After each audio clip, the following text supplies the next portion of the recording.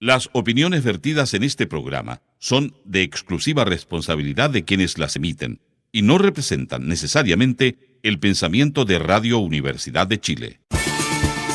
Fundación Progresa presenta en Radio Universidad de Chile Cambio de Switch, el espacio progresista de reflexión y diálogo con la conducción de Marco Enríquez Ominami.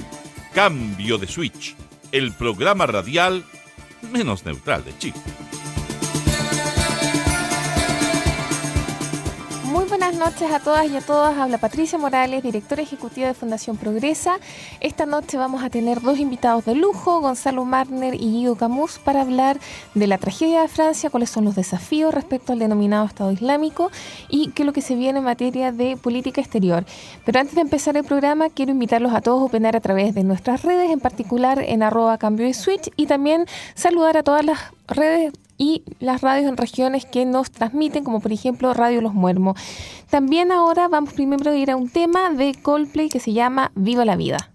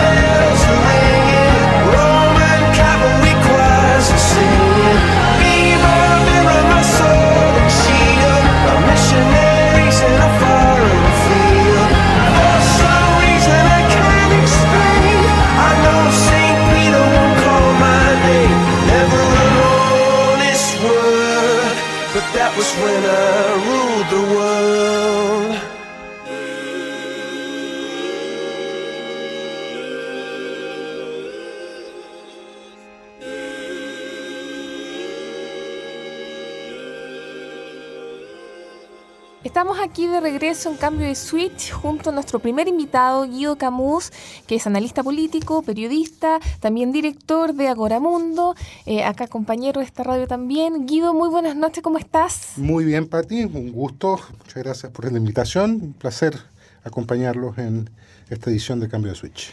Guido, pensamos en con quién comentar finalmente estos hechos y yo creo que de los pocos expertos internacionales, tú eres el que tienes no solo una visión de lo que pasa en Europa, sino también en América Latina y cómo las cosas se entrelazan. Mi primera pregunta es tu impresión en frío respecto a lo que fueron estos ataques. Tienen miles de ramificaciones, hay 1000 subtemas, pero tu primera impresión en frío, ¿cuál fue? Bueno, lo primero decirte que es difícil incluso hasta ahora mantener cualquier tipo de reacción en frío. Sí. Hay la sensación íntima de haber sido agraviados.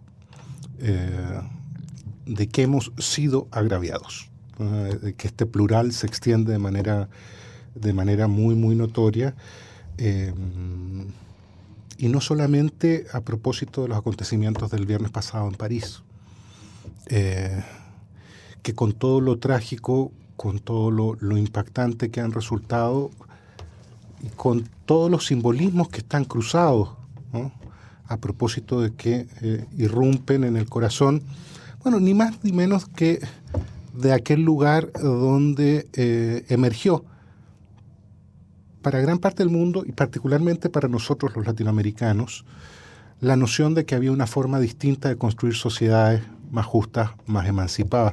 El movimiento entero de rebeldía independiente que le da forma a la América Latina y al Caribe que conocemos hoy,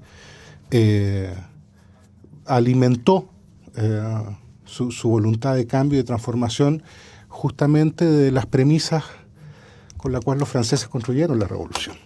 La noción de igualdad, fraternidad, solidaridad, ese impulso de transformación y de cambio era lo que estaba justamente en las lecturas de O'Higgins, de San Martín, de Sucre, de Bolívar, cuando imaginaron que era posible construir una comunidad donde no estuvieran las cosas determinadas por el poder monárquico, por la presencia de una metrópolis distante que nos hagaba que imaginar una región distinta. Nuestros vínculos con la Francia, en ese sentido, son identitarios, no son de referencia marginal. Ya que empezamos por ahí, digamos, la discusión, justamente de alguna forma, como tú bien lo señales, se ataca lo que es el símbolo del Estado republicano laico, en el cual se acepta absolutamente los distintos credos, pero sobre eso está el Estado. Y yo, bueno, ya había toda una discusión que viene hace muchos años en Francia sobre dónde empieza y termina la libertad de culto. Fue una discusión que en los años 90 se dio cuando se discutía si las niñas podían llevar o no el velo en el colegio, etcétera. Y ya parecía ser en ese minuto que el proceso de aculturación, de asimilación de las primeras generaciones, segundas generaciones nacidas en Francia, de origen en ese entonces magrebino, porque después entraron segundas olas de inmigración musulmanas más radicales, no estaba funcionando del todo o tan bien como la supuesta escuela única francesa lo iba a poder resolver. Y esto no es propio a Francia, sino que ha sido parte de un proceso en toda la Unión Europea. Yo me atrevería a decir qué ha pasado en ese sentido, porque obviamente uno no puede generalizar. Esto no es un problema del Islam, o lo es, también te lo hago como pregunta como periodista, o sea, a ti como periodista, pero ¿qué ha pasado con ese proceso de aculturación que no se dio con la inmigración española, italiana? A ver, primero, Pati, señalarte, Caro, toda esta historia, la historia a la cual nos vamos a referir ahora, a propósito de los brutales ataques del viernes pasado, es una historia que para profundizar en ella de manera seria tenemos que renunciar a los blancos y negros. Es una historia llena de gradualidades, llena de grises. Y corresponsabilidades. Completamente. Histórica. Es una historia que, además, para ser justo, tiene que dar cuenta de que la brutalidad terrorista, la voluntad de imponer por la vía del horror, por la vía de golpear a inocentes quienes no participan directamente de ningún tipo de acción hostil, por parte de, aparentemente, quienes han promovido los ataques en París, el 31 de septiembre ya habían hecho volar un avión que se dirigía desde uno de los principales balnearios de Egipto hacia San Petersburgo. 224 personas murieron. Sí, ya van como 600 y tantos. Si uno suma todos los eventos... Un día antes de los ataques a París, es una cosa que fue brutal. En Beirut, en las afueras de Beirut, en el Líbano, cerca de un recinto de oración chiita, una persona se acercó, hizo estallar su cinturón explosivo, hirió y mató a una docena de personas, y 20 minutos después, cuando los servicios de seguridad, cuando los familiares, cuando los vecinos se acercaban a tratar de auxiliar a quienes habían sido heridos o habían sido asesinados, 20 minutos después del primer ataque, en el mismo lugar, cuando estaban recogiendo las víctimas, otra persona más se acercó y hizo estallar un nuevo cinturón explosivo y llevó la cifra hasta 44 muertos y 350 heridos. O sea, esa es la magnitud, para que lo tengamos meridianamente claro, y además para que reconozcamos cuáles son los hitos más recientes de esta ola de agresión. Hacías tú una pregunta que es súper interesante para ti, tiene que ver con el proceso de integración de comunidades inmigrantes a democracias occidentales como la francesa, que nominalmente proponen un proyecto de sociedad que es integradora, que supone derechos para todos, pero que desgraciadamente ha sido incapaz de dar cuenta de esa promesa. Francia participó de manera muy activa de 1956 al 1961 en una lucha brutal, tratando de resistir la voluntad independentista de la Argelia. Sí. Por no hablar después de lo que pasó en la África Negra. Pero este episodio en particular a mí me parece muy, muy llamativo, porque cuando uno hace el registro de la historia tiene que detenerse en todos sus episodios, tratar de no borrar aquellos antecedentes que permiten entender por qué es posible que la violencia ocupe el espacio de la política de esta manera tan brutal. Hemos escuchado seguramente también, Pati, nuestros auditores, por ejemplo, esta frase que suena bien, es un buen titular. Yo con criterio periodístico logro entender por qué pega, por qué se reitera, ¿no?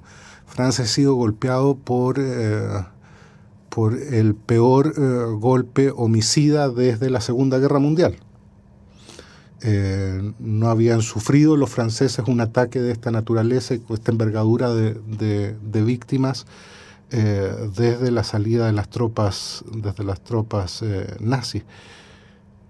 En 1961... Fuera de su territorio, en todo caso, sí. Claro. Pero en París, en 1961, una protesta de inmigrantes argelinos fue reprimida por un contingente de la policía dirigida por un señor que se llama Maurice Papon, que había sido un colaborador de los nazis. Y bueno, la represión supuso 200 muertes. 61 en Francia, contra quienes se expresaban desde la comunidad inmigrante argelina allá. La historia de la violencia, de las tensiones, de las dificultades de las comunidades inmigrantes del norte de África en Francia no se inició ayer. No, de eso estamos claros. O sea, tiene una raíz bastante más larga.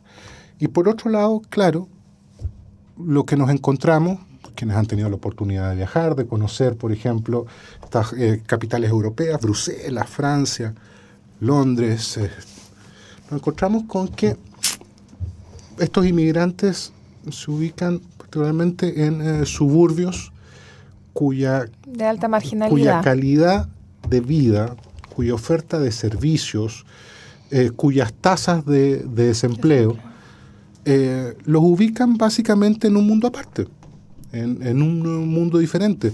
Mira, es una forma de reclutar finalmente un contingente de élite, porque finalmente son franceses ya de segunda generación o belgas. Yo estuve revisando ahí el video del hermano.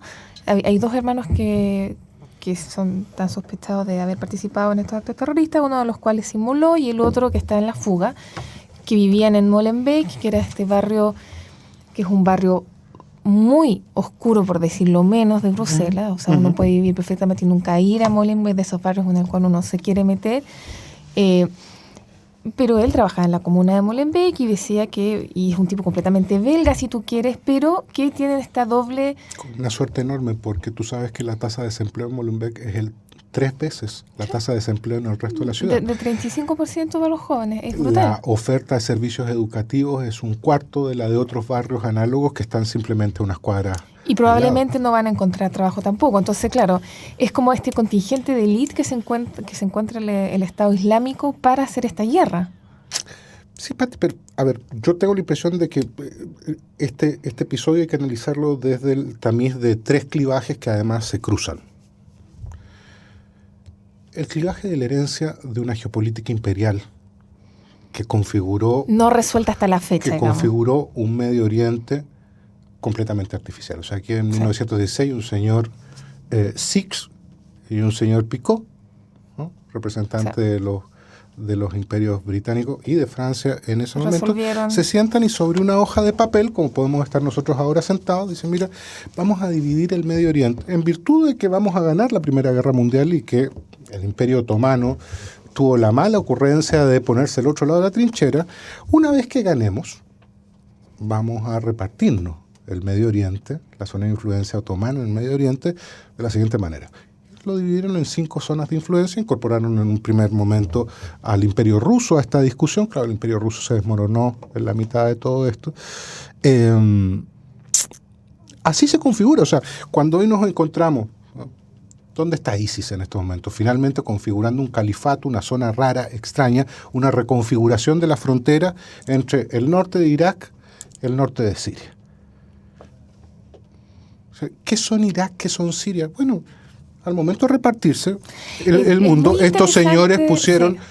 Es muy interesante lo que señalas, porque efectivamente hay familias divididas entre Irak y Siria, como salió en un reportaje hace pocos días de este británico, ya no me acuerdo el nombre, pero está disponible en YouTube y lo transmitieron ahí en Canal 13 justamente, no sé si lo pudiste ver, pero hay familias que están completamente divididas y no han pasado tantas generaciones como para que la gente no se acuerde.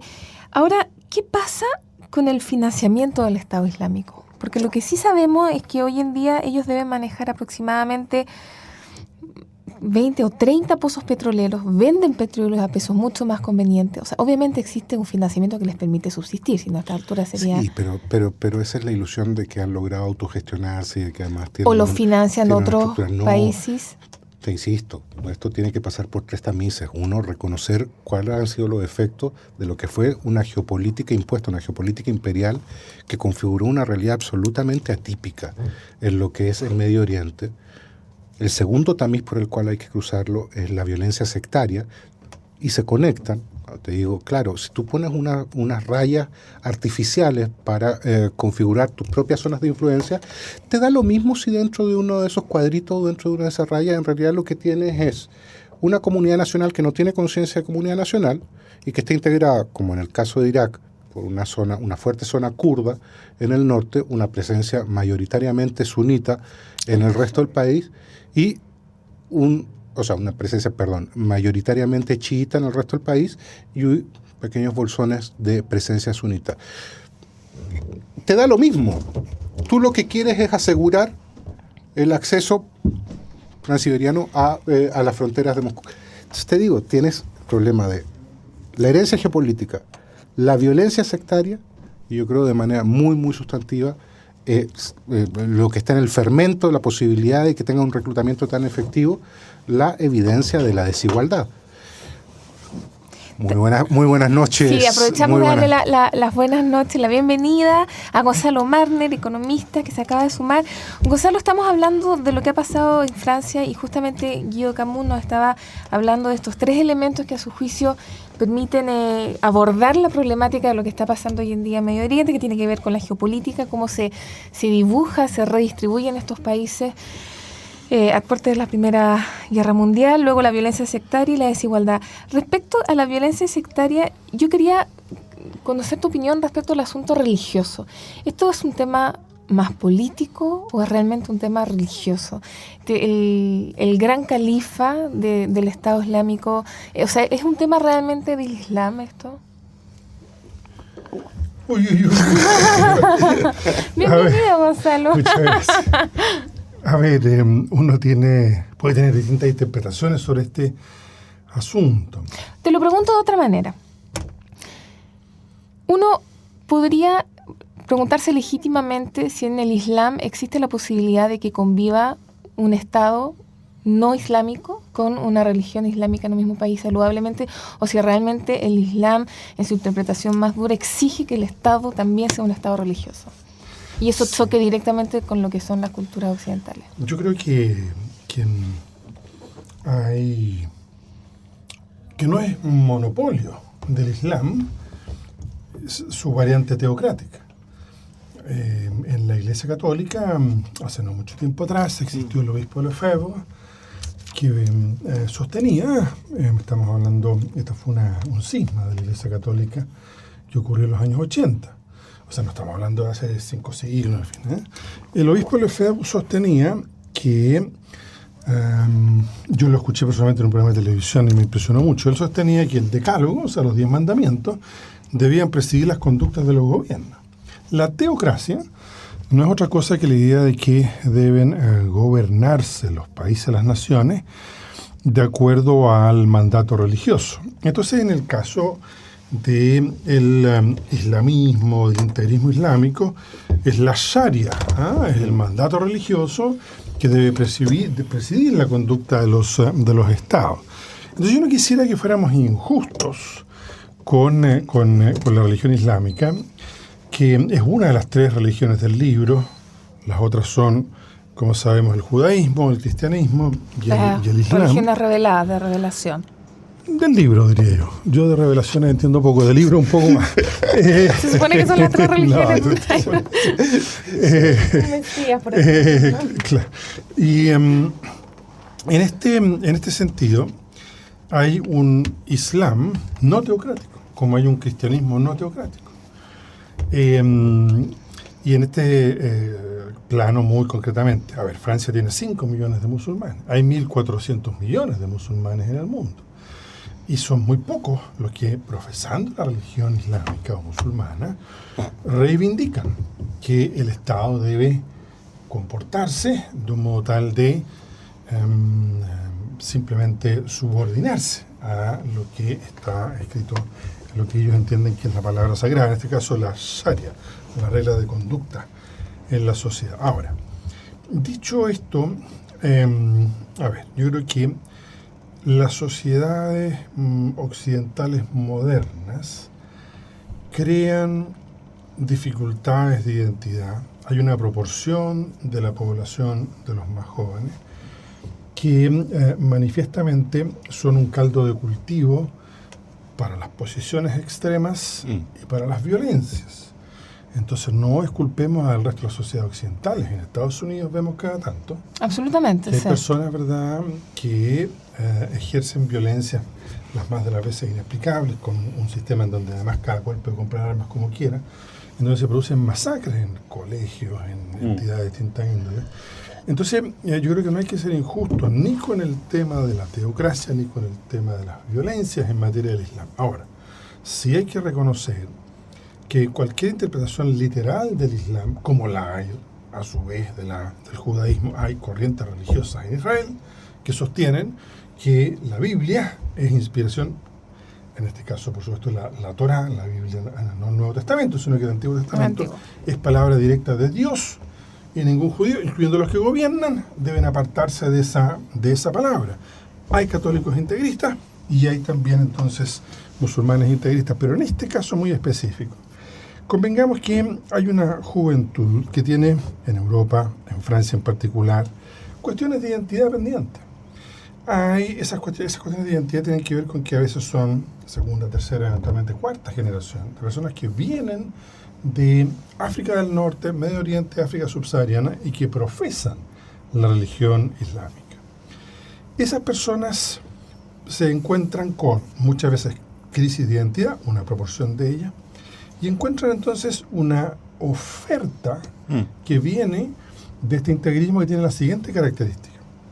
El último califato, es decir, algo así como el Vaticano, algo que organizó el Islam por muchos años, los califatos no han sido muchos en la historia, el último de los cuales estuvo vinculado al imperio turco, al imperio otomano, y así como el imperio otomano desapareció históricamente en 1917-1918, el último califato se disolvió en 1925. Entonces la sensación de pérdida del mundo islámico, imagínate lo que pudiera significar para personas católicas integristas que en algún momento dado, por las razones que fuera, el Vaticano desaparece. Y un siglo después, menos de un siglo después, nadie se extrañaría que haya personas que dijeran hay que reconstruir el equivalente del Vaticano, un califato. Y esto entonces se traduce en la idea de que ese califato fue destruido por los países occidentales, esencialmente Gran Bretaña y Francia, que redibujaron el mapa al tomar el control a partir de la victoria de ambos en la Primera Guerra Mundial, redibujaron el mapa, tomaron el control de una serie de países y al mismo tiempo cristianizaron, occidentalizaron, llevaron la razón junto con la espada, como en América Latina, y generaron por tanto resentimientos históricos muy profundos. Fueron países coloniales y en muchas ocasiones y circunstancias extremadamente crueles. Por lo tanto, la oferta del islamismo radicalizado es muy simple. Se trata de reconstruir la influencia del mundo musulmán, un califato que no reconoce fronteras, de ahí que entonces ellos están en Irak, están en Siria y en cualquier parte donde se pueden instalar, y en donde además hay un trasfondo histórico. No nos olvidemos que el Islam llegó a controlar toda España y una parte del sur de Francia. Por el este, a través de la influencia turca, llegaron a estar a los bordes de la ciudad de Viena. Entonces está la idea de que hay efectivamente una guerra de civilizaciones entre el cristianismo y el mundo musulmán, que se expresó en las cruzadas. ¿Cuál es el discurso? Los cruzados, los infieles, los que nos han históricamente oprimido como cultura, como religión, merecen un castigo. Y por tanto esa es la oferta. Nos vamos a ir a una pausa muy breve y vamos a continuar, pero ahora, antes de irnos a la pausa, saludamos entonces la radio Los Muermos. Qué bueno, de la Ciudad TV. Aprovecho de saludar a Vero Cifuentes, que nos escuche, que es la productora de radio Los Muermos. Y nos vamos con Pink Floyd, A Great Day for Freedom. On the day the wall came down, they threw the logs onto the ground, and with glasses high we raised a cry, for freedom had arrived. On the day the wall came down, the ship of fools had finally run aground. Promises lit up the night like paper doves in flight. I dreamed you had left my side. No warmth, not even pride remained.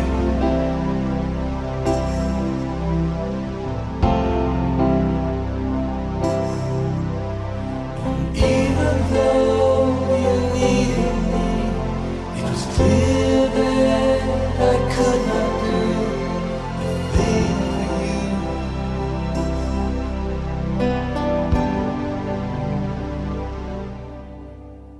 Now life devalues day by day, as friends and neighbors turn away, and there's a change that even with regret cannot be undone. Now frontiers drift like desert sands, while nations wash their bloodied hands of loyalty, of history in shades of gray. I woke to the sound of drums, the music played, the morning sun streamed.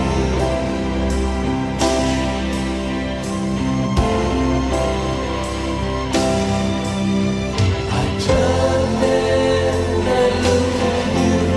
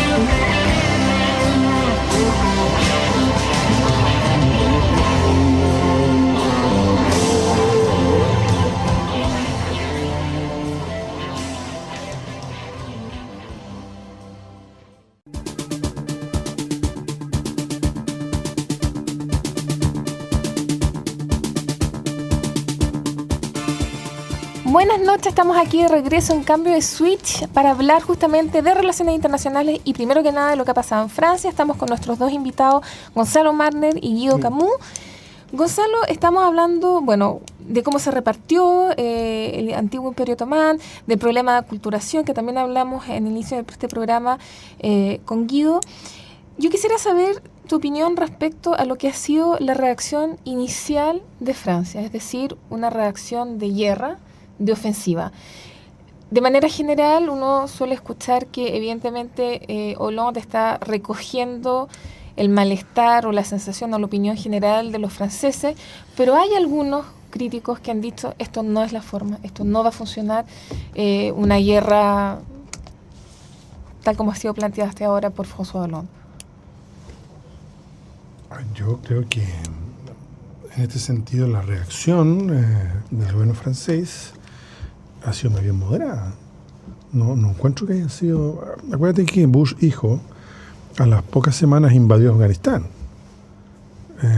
Ni Obama ni Hollande están planteando la presencia de tropas de tierra. Ellos mantienen una lógica de contención, ¿verdad?, de este grupo ISIS o Estado Islámico mediante bombardeos y mediante el apoyo de un sector que parece ser el más coherente en el terreno, que es ni más ni menos que el conjunto de las milicias kurdas, que son laicos. Que han sido los más efectivos. Sí, pero son personas donde al frente, con armas, en fin, van mujeres. Ellos son lo contrario de este integrismo feroz, que no tiene solo esta dimensión, ¿verdad?, contra los no creyentes, contra los infieles, sino que además las mujeres están en una absoluta condición, no solo de subordinación, sino que de castigo, en donde, por ejemplo, la homosexualidad es condenada con la pena de muerte y donde las mujeres infieles, entre comillas, son lapidadas. O sea, entonces los kurdos, porque tienen una visión de las cosas mucho más sólida, contemporánea y moderna, son los que en terreno están teniendo la capacidad de contener. Entonces yo no encuentro que la reacción de Francia haya sido guerrera militarista. Ellos hicieron un bombardeo adicional, 2 a esta altura, pero eso venía ocurriendo de antes. No hay un solo dato nuevo. ¿Y tú crees que esto sea suficiente? ¿Para qué? Porque sabemos que esto es la escalada, o sea, ya desde los atentados en Charlie Hebdo se sabía que algo más iba a venir y probablemente continúe. ¿Cuál sería un camino de inicio de posible salida o de revertir la situación en la que se está? Porque finalmente pareciera ser que los bombardeos no logran su objetivo, tampoco se logra una salida pacífica política en el conflicto en Siria. Entonces la pregunta es si es que efectivamente Occidente, pensando en Estados Unidos, Guido, Unión Soviética, Rusia y Francia, van a lograr coordinarse junto a Inglaterra, Alemania, y cuál sería una vía política inicial de solución. Mira, hoy se ha configurado, me parece con bastante nitidez, el adversario. Eso es lo que nos dicen, ¿no? Se llama el Estado Islámico. Para poder encarar efectivamente el desafío que plantea el Estado Islámico, hay que conocer cuáles son sus raíces, cuáles han sido sus fuentes de financiamiento, cuál es la lógica con la cual operan y por tanto ver cómo se puede acometer esto. Y aquí lo que tenemos hasta el momento es una secuencia bastante abrumante de errores, ¿no? O sea, lo que permite que el Estado Islámico emerja como la fuerza que es hoy. Recordémoslo, en junio del año pasado y hasta el día de hoy se tomaron la segunda ciudad de Irak, Mosul, con 5.000 combatientes frente a una fuerza militar iraquí que nominalmente tiene 650.000 policías y 350.000 efectivos del ejército. Todo el mundo sabe que eso es falso. Están todos los números inflados por lo que ha operado en Irak desde la invasión de los Estados Unidos en 2003, el imperio de la corrupción completa. Hay divisiones enteras del ejército iraquí que tienen menos de 1/3 de los efectivos que nominalmente señalan, pero los oficiales superiores cobran, por supuesto, los sueldos de aquellos que no están. tú tienes hoy un desafío planteado por el Estado Islámico que, primero, fue financiado, yo creo que Gonzalo aludía bien a este aspecto, esta variante teocrática del islamismo, fue financiado fundamentalmente por los sauditas y por los reinos del Golfo. Y ahí que el tienen tema con una Arabia versión, Saudita y su relación con Estados Unidos y Francia. Así es. Pero el wahabismo, que es la versión radical del Islam que practican los sauditas o que practica el reinado saudita desde el siglo XVIII, tiene claro estos inmensos recursos que les permiten ser muy influyentes. Son ellos los que construyen las mezquitas, los que promueven en Europa a los predicadores. Así es, en Europa y en el resto del mundo, musulmán. Y si uno quiere emprender una rebelión que suponga la imposición de una forma cercana de la interpretación del Islam que los wahabistas, va a encontrarse de repente porque tiene unas fuentes de financiamiento que son muy importantes. ¿Qué es lo que pasó aquí al final? En Irak, claro, promovieron la presencia de un desafío. ¿Frente a quién? Frente a un gobierno chiita impuesto por la fuerza. Un gobierno chiita, el de al-Maliki, profundamente sectario, que del 2003 al 2006 desarrolló una política de limpieza étnica de aquellos enclaves sunitas que estaban en las ciudades más importantes del Irak. Qué extraño que haya, por tanto... Incluyendo Mosul. Así es. Donde fueron aplaudidos el Estado Islámico cuando llegó. Así es. Por eso te digo, la variante del sectarismo que se ha apoderado de la configuración del conflicto en Oriente Medio en este momento es muy dura, es muy grave. Y uno encuentra de repente con que todas estas fuerzas yihadistas, que se llaman los salafistas yihadistas, han tenido históricamente el respaldo de Pakistán y de Arabia Saudita. Curiosamente han sido justamente los dos países con los cuales Occidente no ha entrado en conflicto. ¿Por qué? Bueno, porque ellos soportaron parte del costo y del impulso del Esta es como del la combate historia a los soviéticos en el recurrente, 79. es como la historia recurrente en el Medio Oriente, es decir, grupos financiados o al menos apoyados, ya sea logísticamente o financieramente por Occidente, luego terminan radicalizándose y terminan siendo un problema para el propio Occidente. Es que, bueno, yo no sé, a mí me cuesta mucho creer que esto sea un error recurrente. Tengo la impresión más bien de que hay una incapacidad estructural para comprender cuál es el sustrato político, social, histórico de las sociedades en las cuales algunas potencias deciden, a veces a miles de kilómetros de distancia, intervenir para configurar una realidad política distinta que solo corresponde a su propia imaginación. Cuando las potencias occidentales deciden que Muammar Gaddafi tiene que irse de Libia, ellos lo operativizan, o el propio Saddam Hussein. Claro, pero los rebeldes libios a los cuales promovieron, armaron, incentivaron y además sostuvieron con los bombardeos de la OTAN, ¿quiénes eran? Salafistas yihadistas. Gran parte del armamento del cual dispone ISIS hoy, le permite ser una fuerza muy sustantiva en Oriente Medio, provino de aquellos que en su momento entendían desde afuera que había que remover el liderazgo de Gaddafi de Libia. ¿Qué es lo que tenemos hoy en Libia?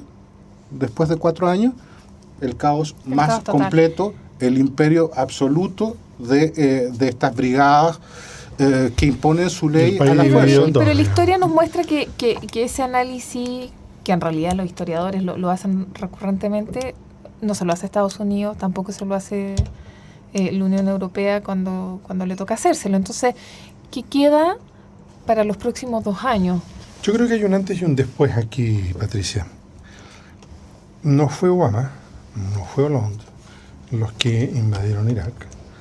Fueron los neocon norteamericanos con Bush hijo, y fueron los sociales liberales de Blair y luego los conservadores británicos los que empujaron la salida de Gaddafi y quien empujado esta visión poco con el respaldo sutil, de la Francia de Sarkozy, que puso bombas y aviones. Eso es cierto, gobiernos de derecha. Entonces da la impresión que Obama y Hollande están en una estrategia, por eso digo, un poco más sutil. Y yo creo que hay un antes y un después.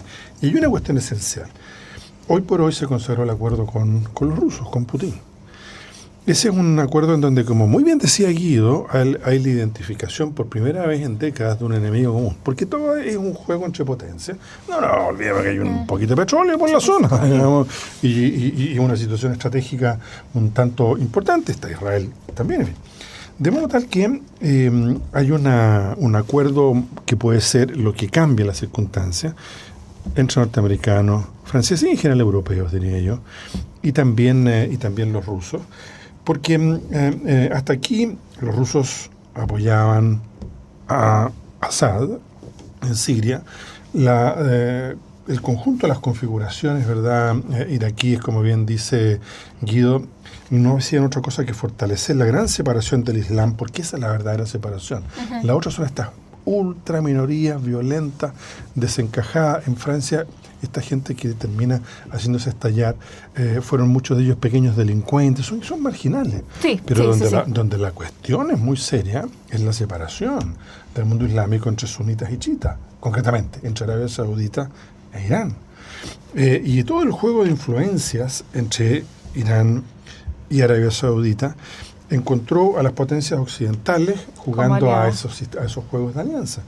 Y hoy por hoy parece haber un acuerdo, muy interesante, entre norteamericanos, franceses y europeos, rusos e iraníes, que hacen entonces que el rol, al final los sunitas tienen un gran interlocutor, un gran poder detrás, que es Arabia Saudita.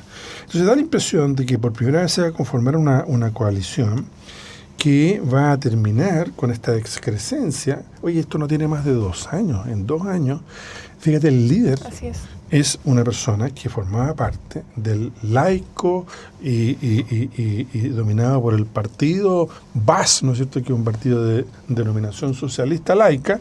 Este señor, que es el califa Abu Bakr al-Baghdadi. Él era un oficial del ejército iraquí. Entonces, todo este conjunto de errores que muy bien describía Guido confluyeron en una desestabilización completa de la zona, en la emergencia de todo tipo de luchas tribales, pero también esta gran confrontación y división del mundo islámico. Y Occidente parece ir llegando, y cuando hablo de Occidente esto incluye a Rusia, parece ir llegando a una visión un poco más sutil, un poco más coherente, y haciendo las alianzas necesarias, en este caso incluso con Irán. No nos olvidemos de la fuerza de Israel en Estados Unidos, que es lo que tuvo como gran ruptura en la política exterior de Obama, que estuvo dispuesto a hacer el acuerdo con Irán. ¿Y contra Israel y contra la inmensa influencia. Fíjate que Obama lo fue a desafiar el primer ministro de Israel al Parlamento me acuerdo norteamericano. Entonces, yo soy optimista. Yo creo que esto va a ser una crisis palestino? Que va a terminar mejor. Porque hablábamos también de la prepotencia y de la derecha ultra israelita que usa el eterno drama de la Segunda Guerra Mundial en el fondo para negar la existencia de Palestina. Si las cosas caminan en la dirección que Gonzalo sugiere, que además a mí me parece que es efectivamente la más plausible, el reconocimiento de varias cosas. Uno, de que la única fuerza regular en estos momentos que es capaz de contener el avance de ISIS hacia el resto del Medio Oriente es el ejército sirio. ¿No? Así es. Y por tanto, reproducir que casi ya no existe. Y estamos a puerta ya de Jordania, porque ya están llegando a Jordania. Reproducir el error que hicieron en el 2003, tras la invasión a Irak, que fue disolver el ejército, ¿no?, generó el vacío de poder que fue llenado por estas sectas más radicalizadas. Entonces, ahora, que la persistencia de esta estructura militar que sea capaz de contener el avance suponga la mantención al mediano plazo de Assad, eso estará por verse. Yo creo que eso es una variable mucho más útil. Segundo acerto que me parece que es inevitable, se va a reconfigurar las fronteras de esta zona. Va a haber sí o sí un Estado kurdo al corto o al mediano plazo. Lo han conseguido con su propio esfuerzo, con su propio sacrificio y estableciendo además la otra línea de defensa respecto a ISIS. Y ese Estado kurdo lo más probable es que va a generar parte del norte de lo que conocemos hoy como Irak y parte del este de lo que conocemos hoy como Siria, y va a mantener una tensión compleja en la situación del Kurdistán turco, que es otra de las variables que están. Bueno, pero si estos dos datos son ciertos, y lo que vamos a encarar hacia el futuro es una política de desescalamiento del conflicto, con la alianza esta alianza tan atípica, ¿ya?, de actores de peso geopolítico global muy importante que han estado habitualmente confrontados, pero que hoy intentan coincidir en propósitos comunes.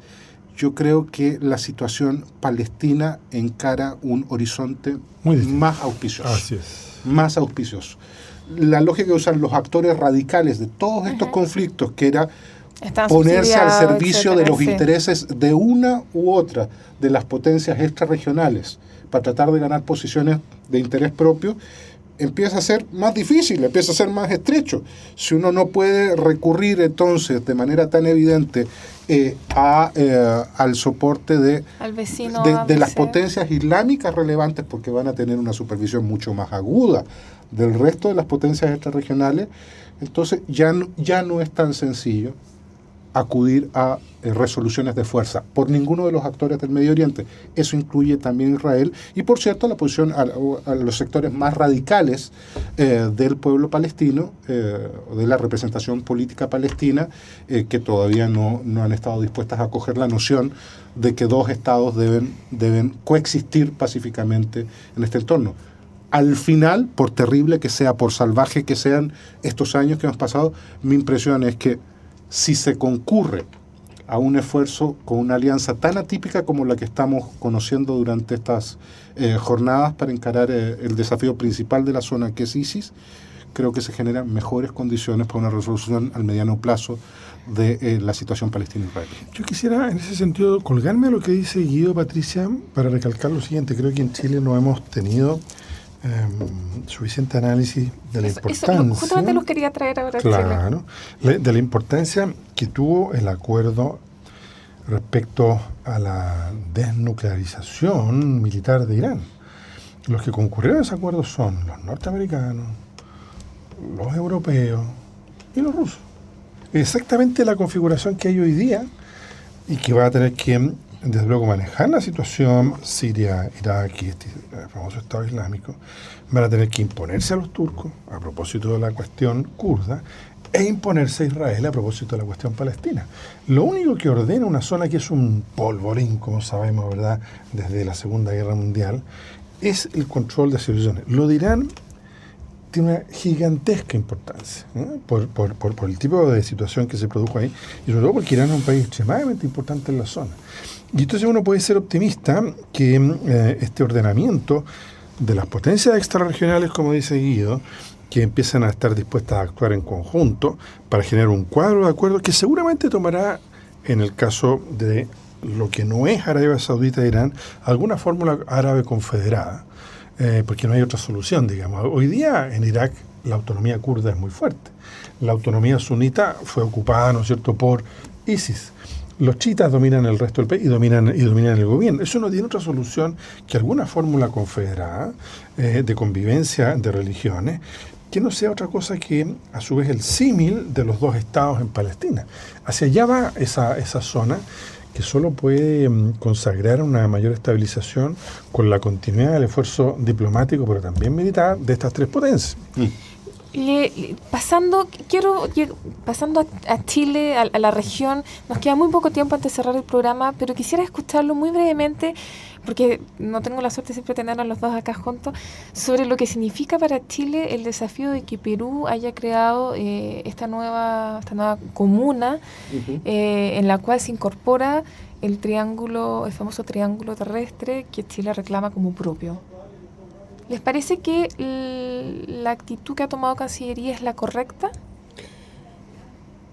A ver, ¿sabes cuál es el tema, Pati? Que yo creo que ya habían habido suficientes altisonancias respecto a la naturaleza de nuestra relación con los vecinos como para concurrir a ese coro.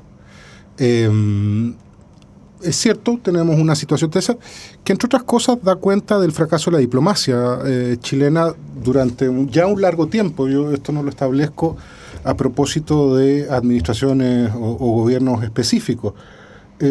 Históricamente, las autoridades chilenas han sido incapaces de ir construyendo las bases sólidas para una convivencia de una naturaleza distinta con nuestros vecinos.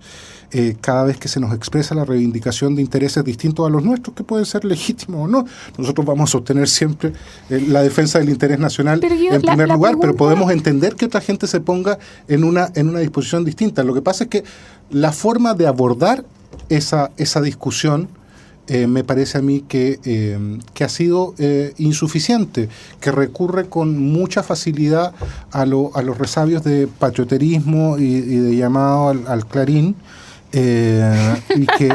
y que al final no reconoce el dato cierto de que estos son nuestros vecinos, este es nuestro vecindario, y vamos a tener que construir una convivencia de una naturaleza distinta, sí o sí. O sea, yo comparto plenamente contigo que es por decirlo menos bochornoso que estemos en un suceso infinito de episodios como este. Gonzalo, la pregunta es, en el lenguaje diplomático, ¿qué tan grave, qué tan hostil resulta esta acción, esta determinación por parte del gobierno peruano? O sea, da la impresión a priori de que ya se han saltado muchas etapas o no se utilizaron suficientemente bien distintos mecanismos diplomáticos para desactivar esa acción y que ya estamos en una situación donde ya hay poco que hacer. Claro, en principio, tú sabías, Patricia, que la diplomacia, una de sus primeras características es no andar hablando mucho o demás, digamos, ¿eh? Pero en principio parecía ser el caso que esta cuestión del triángulo terrestre, que para que quienes nos escuchan entiendan bien, ¿no es cierto?, es la diferencia entre lo que históricamente se firmó en el tratado con Perú el 29, que es lo que se llama la línea de la Concordia, pero como hay un problema práctico de dónde poner, ¿verdad?, el hito, aquello que identifique esta línea de la Concordia, por un asunto de las mareas, qué sé yo, se puso un poco más allá, y eso es lo que se llama el hito 1. Son 3 y tantos kilómetros cuadrados, ¿sabes? Realmente sí, no es nada. Entonces se había entendido que como esta cuestión implicaba, entonces se armó toda una tesis, como había esta discordancia en el litoral, de distancias, entonces se armaba este triángulo terrestre, entonces no hay litoral, pero hay tierra, no hay tierra, pero hay litoral. Realmente un asunto muy menor, en donde la interpretación que se podía tener era la siguiente: mire, arreglémoslo con el tiempo, y parecía ser lo que había ocurrido con el tratamiento que se concordó del fallo de la Haya entre Chile y Perú, con la idea de no meterse en ese lío. Pero lo que pasa es que la situación política peruana, eventualmente la propia diplomacia peruana, siempre busca mantener algún litigio para, en el fondo, no dar por cerrado los temas limítrofes. Ese es el problema de fondo que nuestro país no ha podido arreglar con el Perú, en donde hay cuestiones contingentes, la impopularidad de Ollanta Humala, pero también la política de largo plazo de la Cancillería peruana de siempre mantener algún litigio. Y francamente, es el más irrelevante de todos los imaginables. Pero bueno, ahí está. Bueno, les quiero agradecer muchísimo la presencia de ambos acá. Ha sido un gusto estar con ustedes. Quiero también agradecer a todos los que nos escuchamos. Nos despedimos y les recordamos seguirnos a través de nuestras redes en @CambioDeSwitch y también en No Hay Revolución sin YouTube. Ya viene Zócalo Nacional y nos vemos el próximo martes. Muchas gracias a nuestros productores Rodrigo Pinto, Nicole Muslo y Ricardo. Un abrazo. Fundación Progresa presentó en Radio Universidad de Chile Cambio de Switch, el espacio progresista de reflexión y diálogo con la conducción de Marco Enríquez Ominami.